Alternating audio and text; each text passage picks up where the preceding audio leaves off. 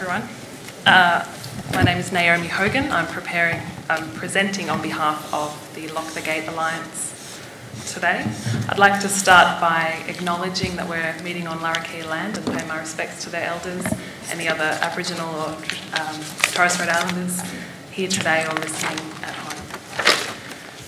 My presentation today will go through the draft final report, some of our questions and comments in relation to that, and also try and shine more light on some of the recommendations we have for strengthening some of your recommendations, if that's okay. Good, excellent. And firstly, I want to start by saying thank you for the thoroughness of the report, for the research that's clearly gone in. On the whole, it's a very good report with solid recommendations, and there are just some very key areas that we feel need to be improved in order for this to be something that works with the communities that are set to be impacted. One of the key points that I want to make today, and I believe you've heard it from some other presenters, is our concern that one of the key terms of reference for this panel was to put forward recommendations for no-go areas in the territory, areas where the ground and surface water interactions, the ecological areas or the populations there would not work with a shale gas industry. And our concerns are that because of the nature of the industry, even in exploration and the need to horizontally hydraulically frack and do that dozens of times across many tenements, could have an impact on the landscape in the exploration phase. And because of that, we would like to see the recommendations strengthened in order to provide some of that scientific knowledge and the studies that you have proposed in here to be brought forward before further exploration. To paint a picture of why that is an important point, I'd like to show you, and I'm sorry about the setup today, you might have to swing your chairs around. No, we have a very large screen which you can't see right there. So I'd like to show you this footage here. It's from a couple, Joe and Alan, that own Lucy Creek Station. They had Petro Frontier and then Statoil on their property, and they're talking in this interview about two wells that were drilled, one of which was the Baldwin well, which we've heard a bit about through the draft final report and some of the problems that that well had with the internal casing.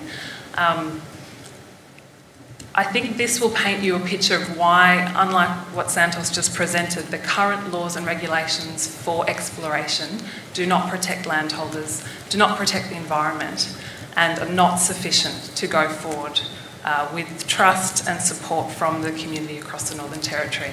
So, this was reported a few weeks ago. We absolutely tried to keep all of our questions very fair and balanced and just let them talk about their experience. So I hope you find that useful. Thank you. It goes for about 10 minutes. No, it's fine. We're at Lucy Creek Station. One of the dedicated of these trucks. I've been here now 22 years. Quite a few years ago, we had one company, Petro Frontier, come on and do some exploration on the west side at one of the sites out there. And they were here, I think, for a few years we'll be in them on and off. But for quite a few months they were drilling and doing exploration work 24/7, 59 crew. Yeah, probably. Yeah, well, it's a bit overwhelming for us because not having experience in mining. We sort of focused on costs and as a result of getting oil / gas. We weren't quite sure. We didn't really have a lot in writing. And I don't think they explained the strategy of how we explained when I first started. We also went out there and used ourselves, so it's a bit overwhelming for us, what we expected of us or what we expected of them. We had come through that first started and can't see from this interview, but access road is 100 metres down here. And so that made an impact. We had kids running around the front yard. So, and a lot of people, they delivered satellite dishes out there and things, and they come to our door and I would go. There was no maps, and we had to ask for things to be put in place like speed limits and etc. because people were just driving too fast. And we sort of didn't get it sorted out first as things happened. We had to address the issues. And we had road trains heavy on the road. And the government really didn't fix them all that often because I think they thought, well, the mining are affecting the roads. The mining probably thought, well, the government owned the roads, like to this gate. The government had responsibility. So, yeah, the roads were pretty disgusting, and trying to get cattle out, it was an effort. They were just all powdered up from the heavy haulage. When they did do moves, like with all the demandables and the quarters and everything at the mine sites, there was 50 road trains a day, like continually coming through. Like I had my camera taking photos of each truck coming through because we were just astounded. Just in front, continually, cars. We had flights, some of them 5 flights a week, direct from Brisbane, Adelaide, Alice, and they used to let us know when they were landing. The other company that came in and took over from them didn't. We didn't have a clue what was going on, so, we might think someone's landing, is coming to see us, we'd go out and it would be a mining company. So, of course, the vehicles had to drive in and out to pick up people off the planes. Little bits. But as I said, not being experienced with mining, we're just going well ahead. And what we were getting told and what other people were getting told were two completely different stories. So, we'd deal with one person one week and then he'd leave and go home for a month. We'd be dealing with somebody else. We'd constantly say, look, we're not geologists, we're not sure what's happening here. And so sometimes you felt stupid because you had no idea what they were explaining to you and you'd try to understand it. But they didn't inform us about the case of fact. To my knowledge, we didn't know about it. We heard there were problems, but to what extent? They told us they didn't frack, and then you hear that they did frack, and then, so I don't think we weren't told about things as they happened. We sort of had to do our homework after to find out what actually went on.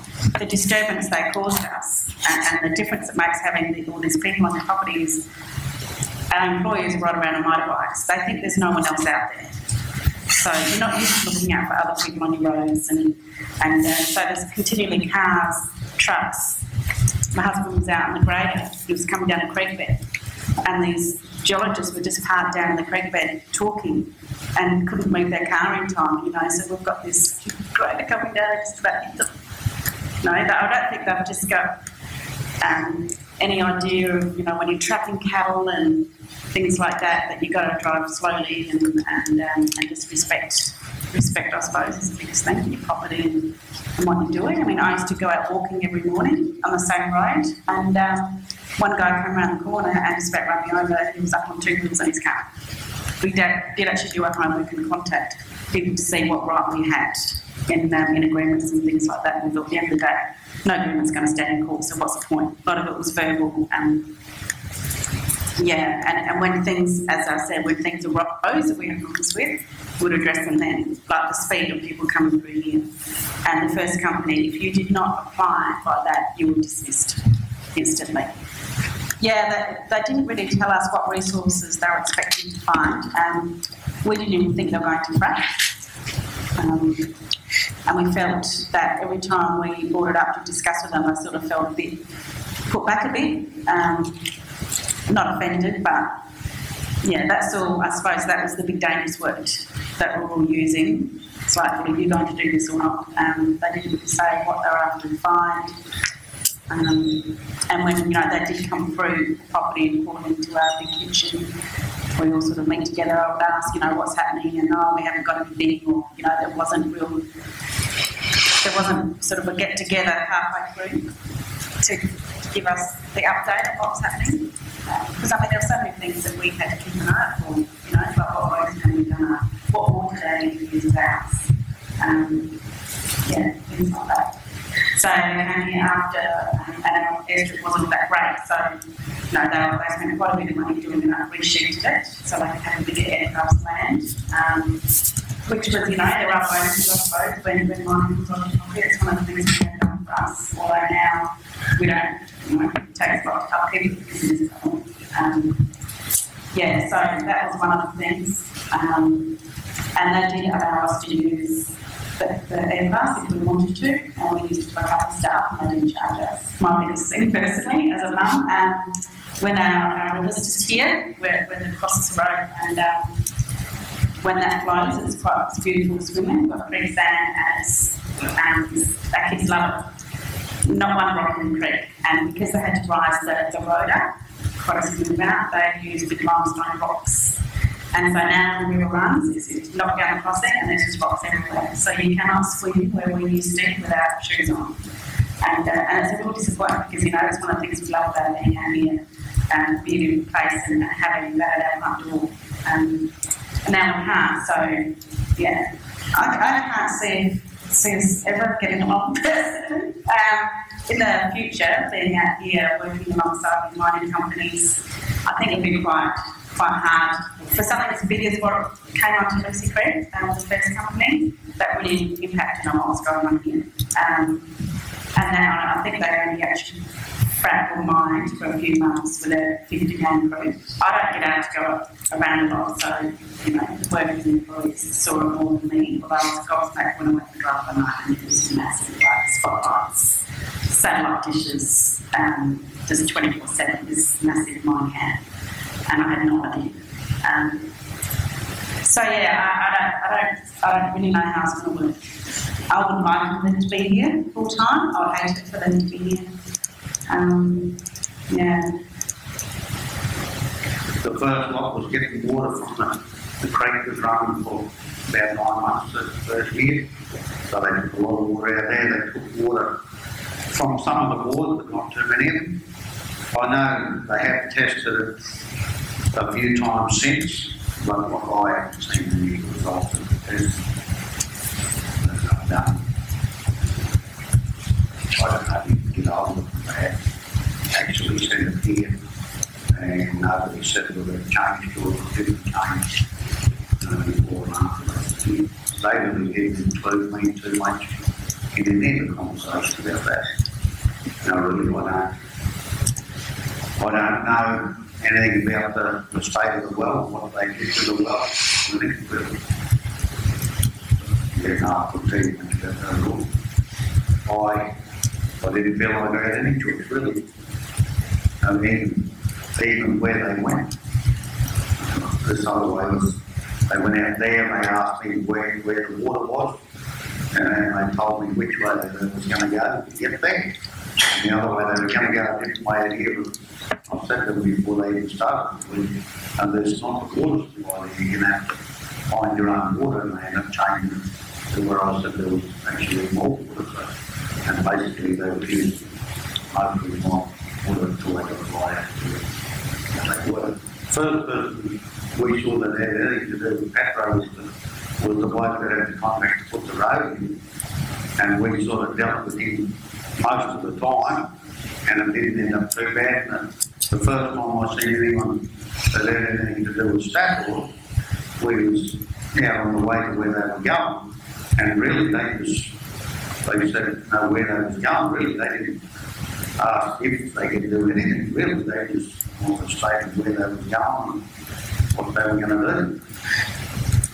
Basically, they give you no choice, and it was common knowledge that really we haven't got any authority to say, no, if it turned really nasty, you could stop using your roads and stuff. I just said they could pull those alongside and use that if you want. Really, you can't stop them. You can make it hard for them, but you can't physically stop them, I don't think. I did hear something went wrong with it, but it was never really explained what went wrong or what the risks were when it did go wrong.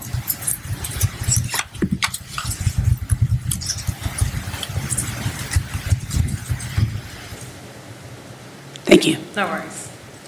So I just wanted to show you that Joe and Alan said that they were happy for their story of Lucy Creek Station to be told here, just to help sort of bring to life some of the impacts that happen with exploration. That story was from their interactions with just 2 exploration wells. So I thought it would be useful to sort of see the scale and hear about the trucks, talked about some of the benefits that they found from having them there, but also some of the impacts. Which company? I might have missed that. So that was Petro Frontier started, and then they sold it to Statoil.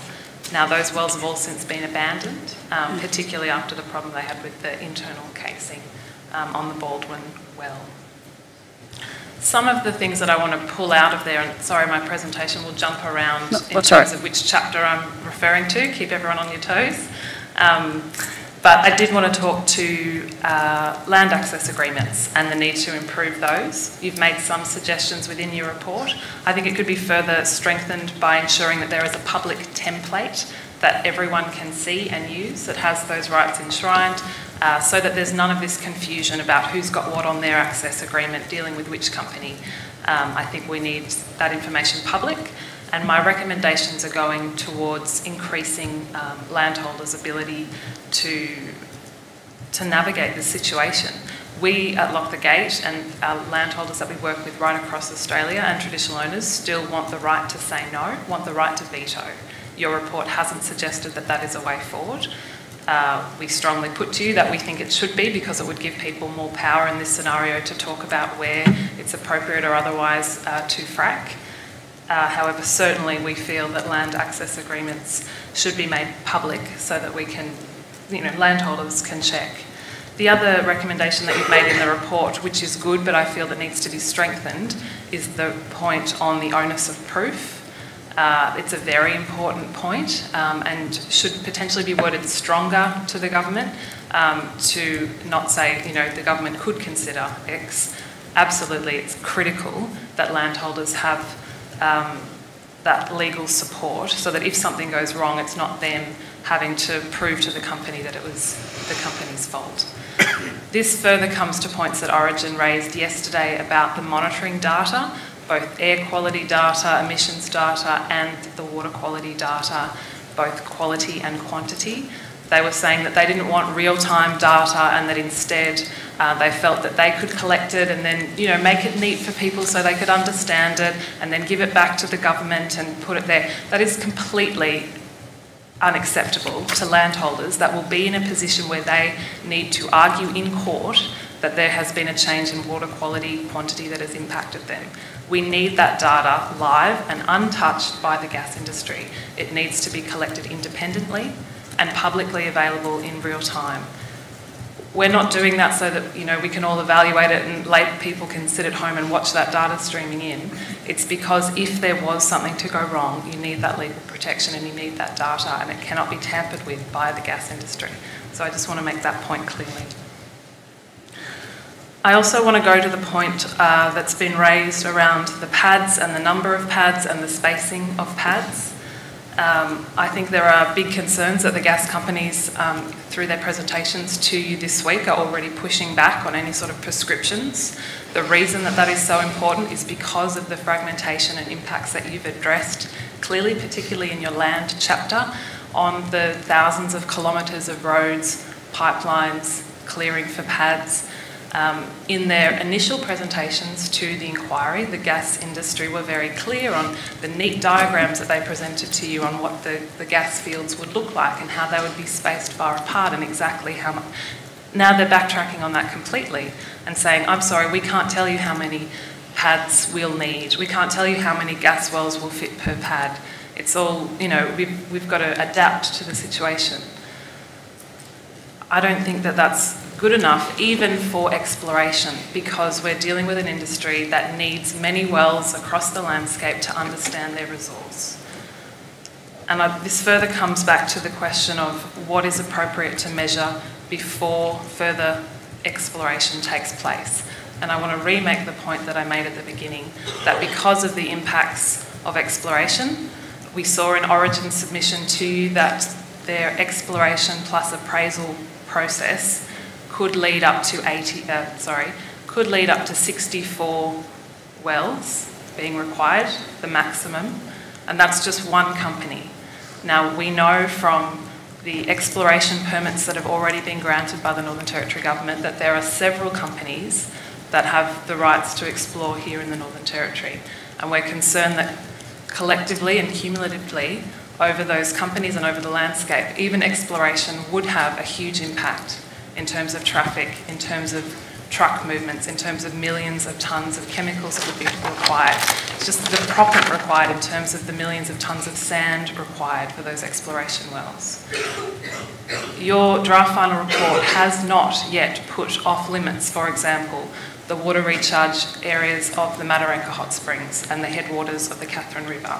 These are areas that are critically important to people, and you would have heard that through your trips. There are still a huge lack of data that you've identified in terms of their surface and groundwater interactions in some key areas. You've heard huge concerns from people that are downstream from the surface waters of the Beetaloo Basin, people that rely on the water of Lake Woods for bird life, for cultural ceremony, for water supply. Exploration on that area, if there were to be any spills from trucks, movements, as we know and as you put in your report quite rightly, will take place if we look to the international experience. We're concerned that all of those risks are here right now at the exploration phase. Exploration phase requires hydraulic fracturing. That is why there is a moratorium in place to get the science, collect the science, and put areas off limits that are not appropriate for hydraulic fracturing. So our strong recommendation to the panel is that while we have an incredible panel of scientists here in the Northern Territory which are looking at fracking, which doesn't happen very often here, like once you're gone, it's just left up to the government to be able to make these scientific studies happen and everything else. Now is the opportunity that you have to be able to continue the pause on the hydraulic fracture process, do the science that you've rightly identified in your report, and then be able to provide more advice and certainty to fracking companies and to the community on where it is or isn't appropriate to frack. I'm just going to pass out some handouts if that's all right to speak please. further. No, absolutely.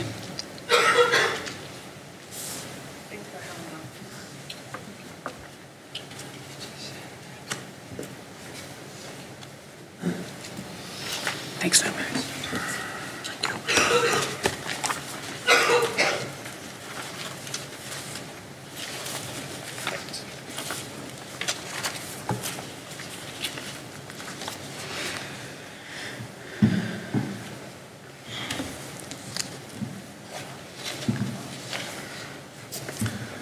So the reason that I wanted to make this point here in this first slide is from Origin, and it's a presentation that they have put to you. Just a quick point, it's around the non-technical challenges of fracking here in the Northern Territory, and I wanted to point to the top two reasons that they've given as non-technical challenges. So one is the cost of drilling and fracture stimulation, and two is regulatory compliance costs. And I think that the regulatory compliance cost is something that I've brought up before in presentations, where there is a concern that without those regulations in place, it is in the interests of the fracking industry to minimise the amount of regulation that they have in order to keep costs down. So again, I think it's extremely important that before they are able to go out and continue their fracking operations, it is very clear on all of the regulations being put in place, legalised, drafted through government, available to them, as well as the no-go areas where those scientific studies have been completed. Because the concern is that if you get companies going out there, for example, let's say Origin, it's not 64, let's say it's 40 exploration wells. Hypothetical scenario, they've done 40 exploration and appraisal wells across their Beetaloo Basin tenements. You know, it's had a big impact, but not a significant impact as per the draft final report states. They've spent millions of dollars on all of that exploration activity, trucks, staff, you name it, chemicals. They've got all their stuff. They haven't paid a cent in royalties to the government because they haven't made any money off production. They are at the point of production. They are ready to go, and suddenly the environmental studies come back, and there's 3 rare birds, and it's a water catchment for Lake Woods, and it seriously should not go ahead. How is the government in 3-4 years' time, when we're at that point, going to stand there to that industry that's just spent millions of dollars, put an impact across this landscape, hasn't been paid a cent in royalties, and then says at the point where Origin's like, right, ready to pay, you're ready to go now. No, sorry, this is a no-go zone. I think you're putting the government in a position that is untenable for them. Now that's just an opinion, but I wanted to provide a hypothetical to explain the way that the industry works, the way that the economics of this works, and the reality. You know, Chapter 8 is a great chapter in talking about the sensitive areas, in talking about the incredible landscape of the Northern Territory, in talking about the lack of scientific study that has taken place. We just don't know what's out there. It's an incredible landscape. Your report rightly suggests that national parks should be off limits, and rightly suggests that there are probably so many other areas that should be protected into the future. Without those areas being put in no-go zones, it is the opinion of the Lock the Gate Alliance that there are major concerns with exploration going forward. We strongly feel that those studies should be brought forward so that no further exploration fracking can take place before we know where those no-go zones should be.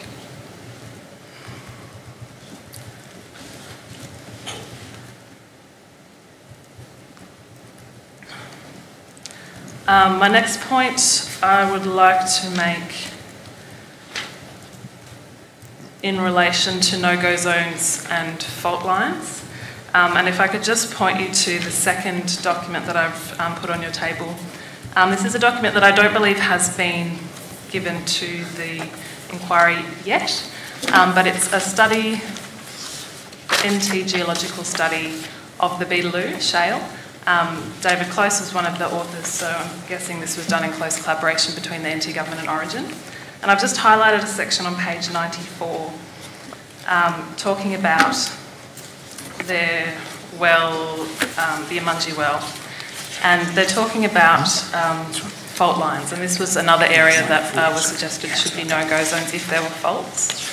And they just make the comment here, stage placement across approximately 1,000 metre lateral section was dictated by Origin's interpretation of reservoir completion and quality and the location of faults from various data sources.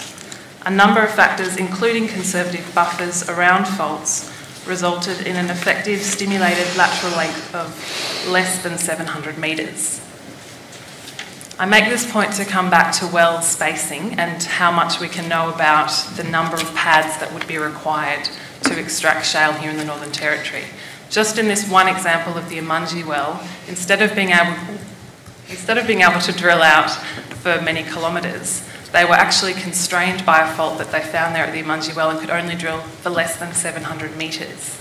So my concern is that we cannot trust the industry at this point with their nice diagrams that they go out for kilometres each way and that there will be minimal surface impacts, which brings my point back to the fact that we need these no-go zones in place and we need to understand the landscapes on which they'll be impacting before they go and do more exploratory fracking. Because we do know that it's likely that they will need a higher pad density than what they have described to the panel to date.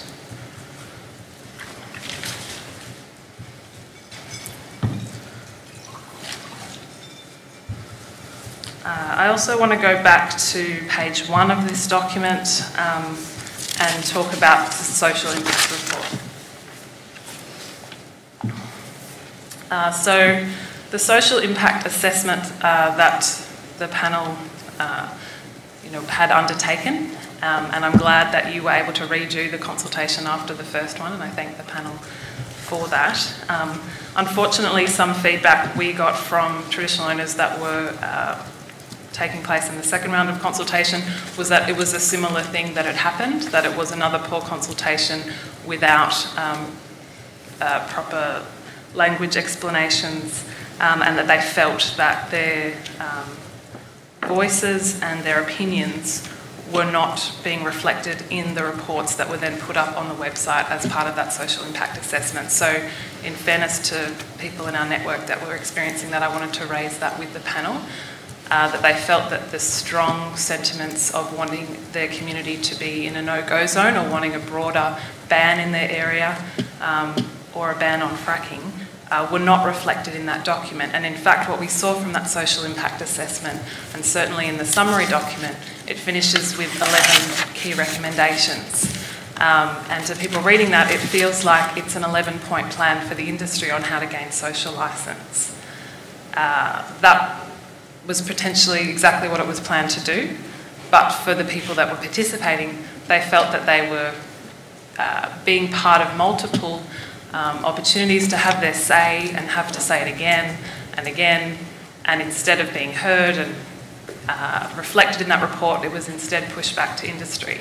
Now, I just want to note that some of those points in the plan of what industry needs to do, industry have been telling people and the government they've been doing for a long time, and that's why I want to raise the front of this Origin report with you, and I've highlighted the section there. So this was in March 2017. Origin has engaged extensively with pastoralists, local communities and traditional owners to build direct relationships and partnerships that encourage acceptance of the gas industry's ability to coexist and deliver mutual benefits to businesses and communities of the Barkly region and the Northern Territory. I just want to raise this because we're hearing time and time again from those communities that are out there that that has not been the case, that they have not heard from Origin, that there is no social licence, that they have not been happy with any adequate representation of what fracking means, of where it will happen, of whose country it will be, through whose songline will be impacted.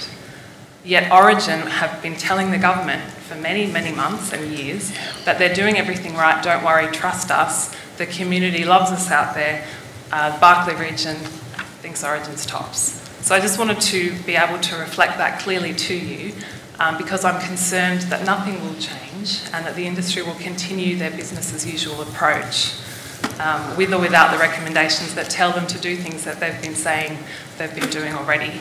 And we just heard from Santos, don't really want to go out and more widely consult and would rather just talk to the key people on that actual pad site instead of dealing with the cultural connections of a region to be impacted by potentially hundreds and then thousands of shale gas wells if full production were to commence.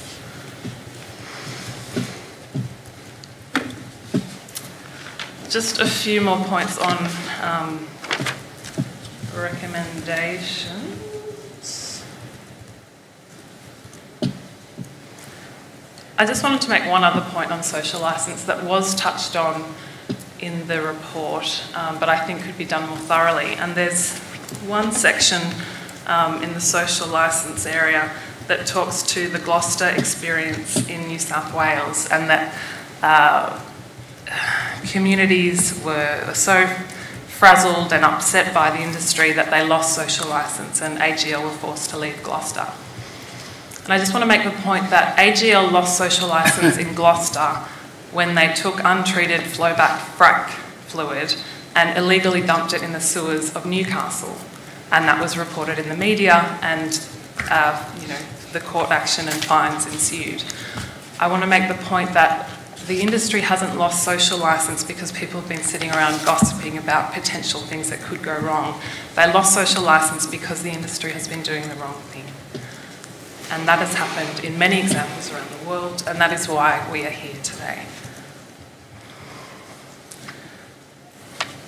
To be clear on the recommendations that need bringing forward, I just want to very clearly state that recommendation 7.1 and the Water Act being amended, that's something the government's been talking about for years and should take place before further exploration.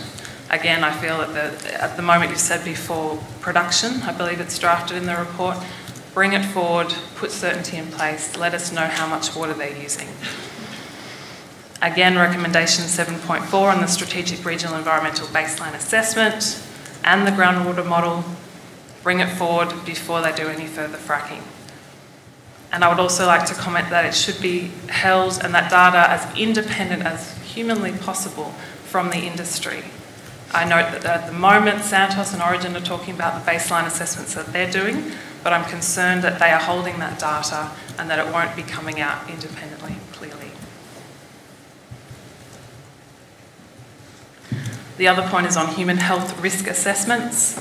Again, I feel that more information should be collected and assessed before further exploration takes place because of the risks and impacts that just dozens of wells can have in a community.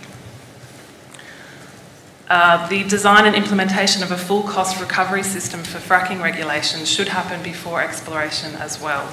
concerned that leaving that off leaves it in the hands of the government and the industry to navigate and negotiate without the power that comes from you being here, running this inquiry and putting forward strong recommendations so that we can see the written evidence that this work will be done before further fracking and money is spent over many years and this recommendation is supposed to come into place. I think that's the same for the fit and proper test. As we've seen, you can have well casing problems from one exploratory frack. We need to know that the fit and proper test is put on companies before they're out there fracking through groundwater and interfering with people's properties or their cultural spaces. And again, I'd like to see recommendation 15.1 strengthened and no-go zones implemented before further exploration. Another point, and we are very grateful for the recommendation of the panel to disclose all the chemicals that fracking companies would use. We would like to see that go further to prohibit the production of chemicals or chemical mixes that are harmful to human health. If they are available that don't harm human health, let's use those and let's prohibit the ones that are known to have health impacts to protect people, the landscape, native species, etc. And I also want to note on those recommendations to do with water that we were supportive of this idea of having the enclosed storage tanks. Still not a perfect solution, still risks surround tanks over tipping or trucks, etc., causing spills and leaks. But I was disappointed to hear yesterday that Origin are already wanting to push back on the idea of needing those to be enclosed. Twofold, the flooding risk, which we've seen the wet season, how much it can rain up here. We've just had record rainfall for January in the top end. And we're very concerned that wells will overflow, but also for bird life, for native species that will then be able to access that highly poisonous frack fluid mixture there on the landscape that now Origin are saying they don't concede that they need to enclose that. I think that's a real problem. And certainly something that we hear about a lot that needs to be fixed. So I want to go on to, and I just want to make a short point on climate impacts, and I know that this has been discussed in other submissions, but we are very concerned that more work needs to be done on more thinking about whether or not it is appropriate for a 5% increase in Australia's carbon emissions at this time, and whether or not that's appropriate. I note that that was from 1,000 shale gas wells being in production, but I also note that the Department of Primary Industries and Resources had put forward a scenario where if 50 trillion cubic feet of gas were to be extracted, which they thought was a medium case and quite likely, that would be 6,000 to 7,000 wells. And doing the maths on that is about 18% of Australia's full carbon emissions would be increased. So I think a bit more work in looking at what the different scenarios might be at this point in history when we're trying to bring down our emissions. Note that the Federal Environment Department put out a statement at the beginning of this year that noted that 2017 was again the highest emissions from Australia, and they pointed to onshore gas and the LNG terminals being the key reason why our emissions are going up at this time.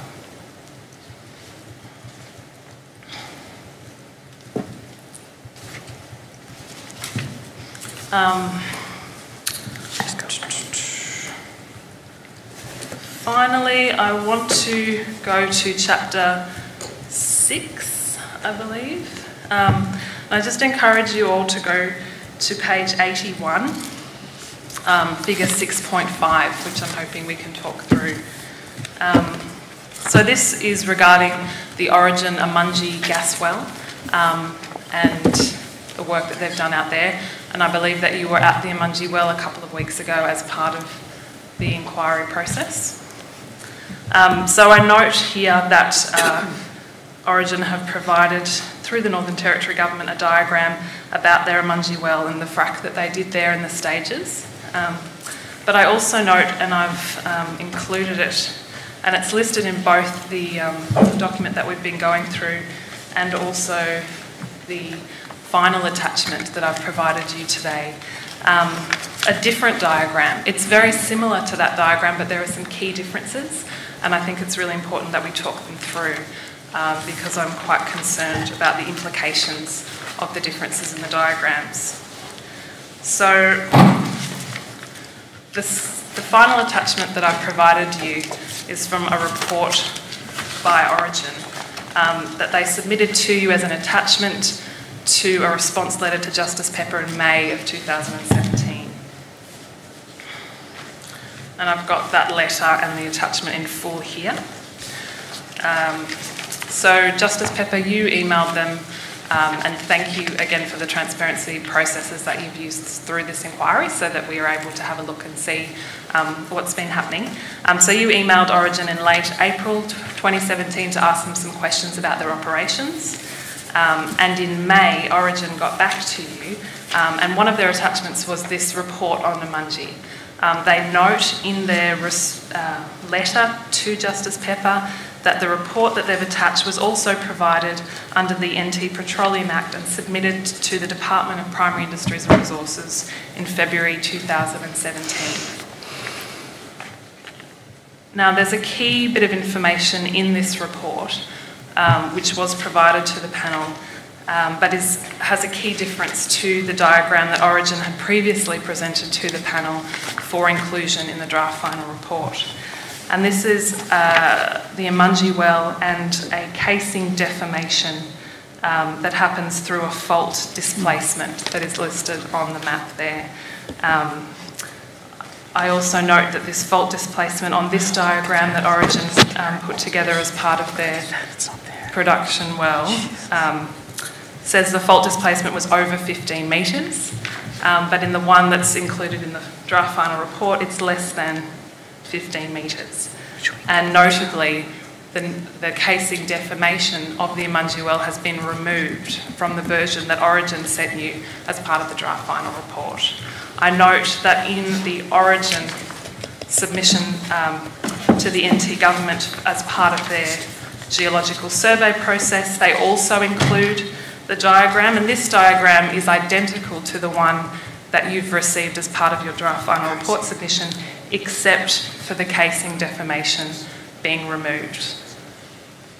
Now, I can't say strongly enough how concerned I was when over the weekend pulling together my submission, I noticed these documents and the difference here. Yes, I wish I'd had this prior to Monday morning. I mean, yes, I can understand.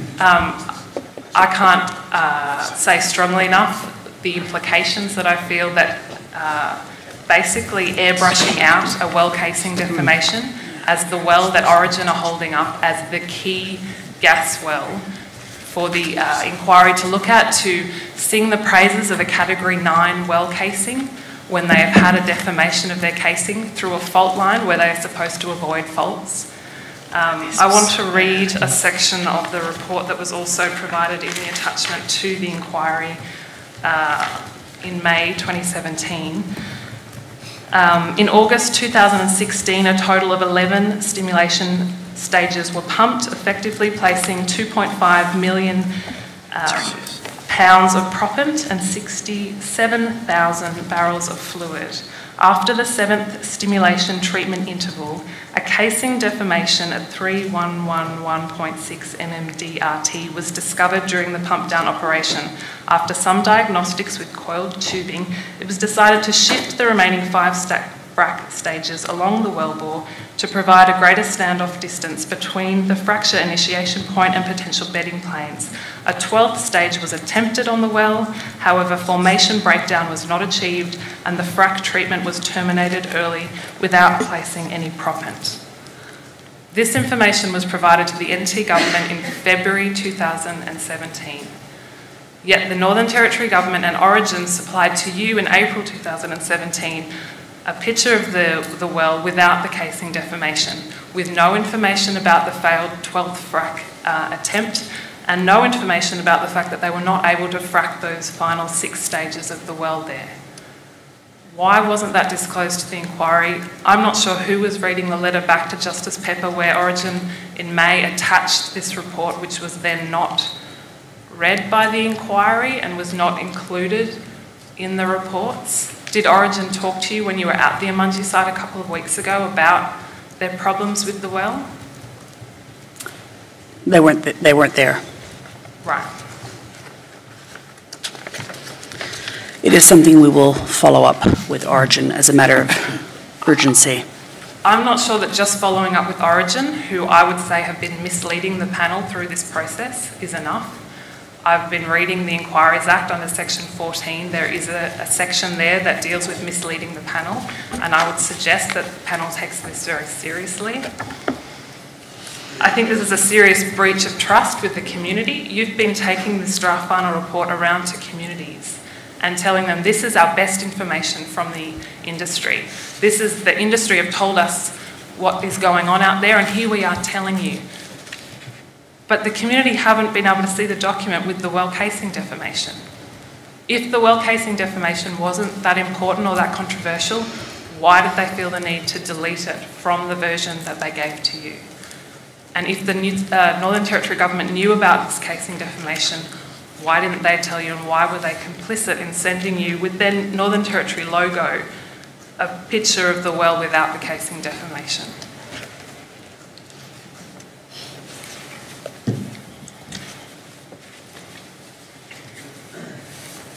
This speaks to everything that has been going on through the inquiry and everything that the gas industry has done. Every whistleblower that has come out against Origin and other companies that is poo-pooed in the media or settled out of court. This goes to the hundreds of court cases in the United States about these industries and not being forthcoming with clear information.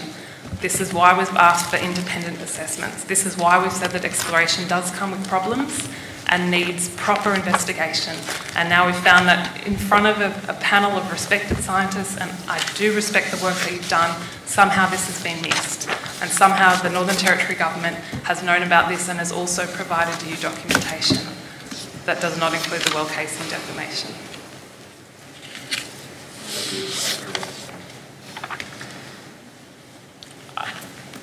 I mean, to me this says that the whole draft final report and the integrity of that document is in question and potentially needs to be redone. The chapter on well integrity needs to be relooked at, and there needs to be some course of work with the department to figure out who in the department knew about this, who signed off on these geological survey documents with the well casing defamation. Did the minister know about this? Who provided you with the documentation where it was deleted? There are email chains between the Northern Territory government saying, hey Origin, let's take that out for our submission to the fracking inquiry, because that'll really, make Lock the Gate angry, or, communities that weren't told that there was a problem with the well wouldn't want to know about that. We've heard from Lucy Creek Station that the industry told them nothing about whether or not they were even fracking, let alone whether they'd had a problem with their well. These are the questions that need to be answered, and the other question that I'd like to see answered is why are they fracking through fault lines, and why is there a difference in the report between the one that they've submitted to the government in February 2017 with a fault displacement of over 15 metres, and then it's changed in the document to less than 15 metres. How far does that fault go? What happened with the fluid that was put down in the well? How much did Origin pull back up? How far does that fault go? How big is it? Does it travel into other sections of shale or rock?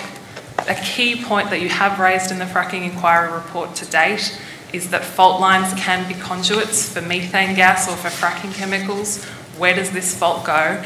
These are the sorts of things that it would have been great for the panel to be able to investigate, to use as a real life example, but instead they've covered it up. They have airbrushed out one of their biggest problems at the moment. The draft final report isn't meant to be a beauty magazine with airbrushing. This is supposed to be a warts and all account of the industry so that communities can make up their mind about whether or not it's safe to proceed. And we've seen a major cover-up of a defamation that's happening right now, a site that you've visited and have no idea what's going on underground, and the only people that do are Origin and the Northern Territory government, and they've said nothing, and have in fact provided you with false and misleading information by taking out the well defamation.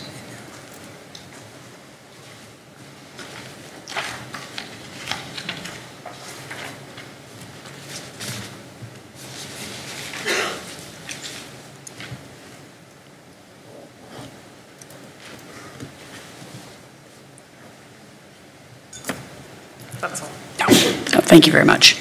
I just wanted to, certainly the intention of the report was that no-go zones exist for all time, for all phases, including exploration. So it may well be that that's not clear, but I suspect that probably from what you've said, your submission is that, well, that's all very well to have no-go zones, but how do you determine, for example, with areas of high conservation value, where those areas are absent the strategic regional environmental baseline studies? Is that it in a nutshell? That's it, absolutely. Okay. You need to do the studies first to find out where the areas that need to be no-go zones are. Yeah. And I think that should happen before any further fracking takes place in the No, Northern no, I understand that submission, but certainly was the intention of the, in that recommendation that they exist for all time. It clearly says before the production phase, which means that exploration and appraisal could continue. And in fact, we've heard a submission yesterday from Origin that said that they're hearing that there's transitional arrangements in place so that even if your recommendations are accepted, there will be no change to their pre-existing arrangement with the Northern Territory Government, and they will be free to continue fracking. That's what Origin told us yesterday. There are huge concerns that we need to harness the reason that the inquiry is here to make sure that no further fracking takes place before your recommendations are fully implemented and before the work that you've identified that needs to happen takes place. Certainly the recommendation for the Shriba is, yes, as you've accurately stated, post-exploration, or at least simultaneously with exploration, I should say. That's not the case with the no-go zones, but I think you've highlighted a tension between the two recommendations. I think it's quite clear that the Severa is supposed to inform the no-go zones. Therefore, that needs to happen before the no-go zones are in place, before further fracking takes place. I understand the submission. Just in relation to the Baldwin well, I think a quote from the video was that something went wrong. What was that something that went wrong? So it's written here in your draft final report. The Baldwin well experienced well casing failure, the internal casing. What was that explained to the lady in the video? Was that ever? That was never explained to the lady in the video. No, right. Joe had no idea what happened on her property. So just knew something went wrong. That was it. Just like they would have no idea at the Hayfield property or the Shenandoah property what was going on with the Amungi well that's there currently. How are they supposed to know? The panel doesn't even know. All right. One final, I guess, remark. We've certainly heard the criticism levelled against Coffee in relation to not explicitly reporting the community opposition with the groups that they consulted with. That certainly will be recorded in Chapter 12 in the final version of the report. That will mean a lot to the people. And Coffee wasn't asked whether or not, they weren't asked the question whether or not there is or isn't a social license, but it was really more almost an assumption of, well, if there isn't one, how is that achieved? But Well, I would add to Coffee's assessment, just from the work that I've done in looking at the impacts of the industry, that if the industry wants a social licence, they need to stop covering up their operations. They need to be clear and transparent. In fact, I wrote down a few things that I completely agreed with Cockatoo Collins, who's just sat here and said, we need an informed discussion without agendas set. We need scientific evidence and we need fully informed scientific facts. I couldn't agree more, which is exactly why the Amungi well defamation should have been able to be discussed openly as part of this inquiry. That's the sort of scientific evidence that the gas industry holds that they do not share. If we want informed discussions without agendas set, let's talk about the agenda of the gas industry, which is extremely clear. Could they put that aside for one moment and talk about what they are doing out there and what they need to take from, water, land, resources what they're going to put into the atmosphere without an agenda that is constantly, we need to make this happen, we need to make this happen now. That is my personal opinion of their agenda. And I would put to the panel that we need to see less agenda from them and more scientific evidence and more truthful evidence of what's going on with their frack wells. Again, thank you for your constructive feedback on the draft final report. It has been very much appreciated. Any questions? Yes, Dr. Anderson. A couple of questions. Thanks, Ms. Hogan, for your excellent presentation. First question is to do with the wells basin in the context of amenity values reducing industrialisation of the landscape. And as we say in the draft report, that sort of amenity issue is very subjective. And so, we found it difficult to come up with, objective-based distances. But we came up with a minimum distance of 2 kilometres. What's your thoughts on that figure? I think that figure sounds good, but I think that figure, as we've heard from the industry already, could not be agreed to by them. I think we've seen the evidence that says that even when they are going into an area that they say do not have any faults, they in fact know that they do have faults. They in fact had to shorten their exploration activity to less than 700 metres. And so my concern is that you can say that, but when they're out there on the ground doing their exploration, when they're all about making sure that, we have flexibility depending on what we find out there, that they will be doing shorter laterals because they will not be able to go through all the faults, and they will be avoiding things on the landscape like what we heard yesterday. And at the end of the day, they will do exactly what they need to get the maximum amount of gas out, and you can have a recommendation that sits on a shelf, but that is not what will happen in reality. That is my concern with that recommendation. But I understand why you've made it, and I concur with the need to try and have less fragmentation, but I have not seen evidence anywhere in the world, and I've showed you photographs and I've been told, don't worry, it won't happen like that here because they're going to do it differently, and they're going to frack for 2 kilometres and they're all going to put their neat frack wells in a line on one big pad.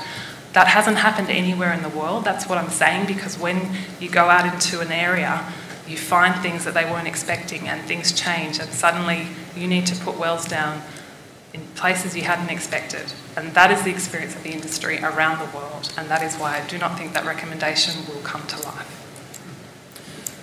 My second question relates to the what you put to us, that the strategic biodiversity and other assessments should happen before exploration and not just before production. And so I just wanted to explore that from a terrestrial biodiversity perspective and explain the thinking there is that from a terrestrial biodiversity perspective, the impacts of gas development, it's not for the fracking itself, which you appreciate, but it's the vegetation clearing that's associated with it. And so our thinking is that in terms of the exploration phase, the amount of vegetation clearing is relatively small, particularly in the context that there are many other activities that are happening that involve vegetation clearing.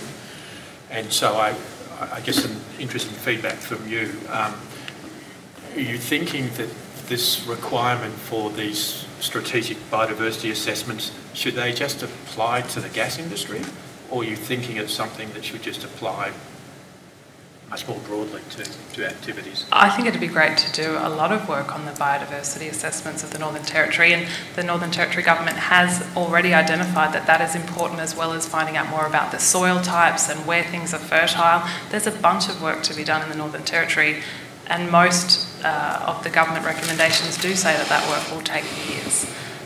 My strong recommendation to bring forward that recommendation to prior to exploration is twofold.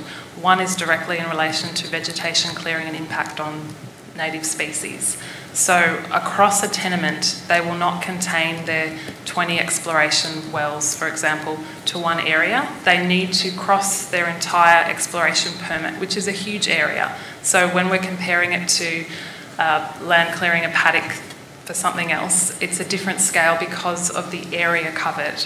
Now, yes, that pad itself isn't massive, but we're talking about the roads and pipelines, compression stations, processing plants that are required to service those pads. We're talking about as we heard from Joe, hundreds of truck movements a day sometimes. Now, it's well known for whether you're talking about bilbies or other species that people care about, or species we haven't even found yet because no one's gone out there, white scientists haven't gone out there, that will have an impact. If you're crisscrossing that entire exploration permit to access 20 wells with hundreds, thousands of trucks, all of the rest of the processing plants, you are seeing an area that is suddenly impacted that wouldn't have been there before. And the truck movements and all of the service things, as well as the vegetation clearing, are of threat to biodiversity. The second point is the one that I've made before. In a real world where you've got an industry that's just invested millions of dollars on fracking all these wells and then being told, sorry, we've found a new threatened frog, it's a no-go zone. It's when we look at biodiversity decline in Australia currently, when we look at the ability of the EPBC Act and current assessments across Australia to stop and halt that decline of biodiversity, it's not working. We're losing more species, we're clearing more lands, things are being approved because those current laws do not protect in that situation, because you have a very powerful vested interest that is saying to a government, I'm ready to finally start paying you royalties. Don't tell me that threatened frog's going to get in the way. I'll come up with an offset plan. I'll create a frog sanctuary on Timbuktu. There are ways that they will get around it to ensure that that no-go zone never eventuates. And that is my concern with why it needs to be brought forward to a point where we can have a more balanced scientific debate instead of a politically charged debate at the point of production.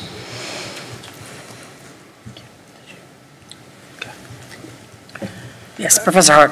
Could I just continue that discussion on? I understand your point about the regional assessment before exploration. There's potentially some advantages allowing some exploration, drilling and fracking, but certainly drilling from the point of view of better knowledge on the geology and the groundwater systems that would feed into that regional assessment. I don't know that we've actually used the word limited. I think you certainly painted a good picture there of exploration, particularly all over the various exploration permit areas. What would you say to, however you make me define limited, some limited exploration for the sort of advantages that I talked about? I don't see them as advantages because they can measure groundwater without drilling exploration fracking wells that are designed to measure hydrocarbons. So my concern is that the industry are telling you we need to be able to go out and do our exploratory activities so we can collect baseline data. That's not true. They can go out there and drill wells to measure groundwater quality and quantity without needing to collect petrochemicals and hydraulically frack. It's just a non-issue. You talk to any hydrogeologist, absolutely you can go out and measure those things without hydraulically fracturing. So is it appropriate to understand the surface water groundwater interactions better and drill some monitoring bores? Sure, absolutely, that would help everyone. Is it required to do that alongside hydraulically fracturing? Absolutely not, which is why we feel the moratorium on hydraulic fracturing should continue. There is no moratorium on going out and collecting groundwater data, and we thoroughly encourage that as we have the entire way through this inquiry. And if you look at our initial submission to the inquiry from April 2017, that was our strong recommendations, that those studies take place and the no-go zones are put in place. Fair point. What about the geology? Increased knowledge of the geology? There are also other ways to go out and understand the hydrology, the geology. I understand that it is difficult to go down and figure out what is happening deep underground in those shales before you go and try and drill through them. And that's exactly what we've seen with the Emungi well. I would put to you that the only reason we need to find out exactly what's happening 2 kilometres underground in those shale wells is when they're fracking them. And they are going to go out there and frack through faults that they can't see before they get there. And if they wait and do that while they're pouring fracking chemicals down there and 10,000 psi of pressure, then we're opening those faults up to potential contamination pathways. and that's not an appropriate way to figure out more about faulting. So I would suggest that, yes, we need more seismic surveys to try and understand in general where we're more likely to see faults, particularly faults that come up towards the surface or that interact with groundwater, absolutely. And we can do that without needing to go down deep and hydraulically frack.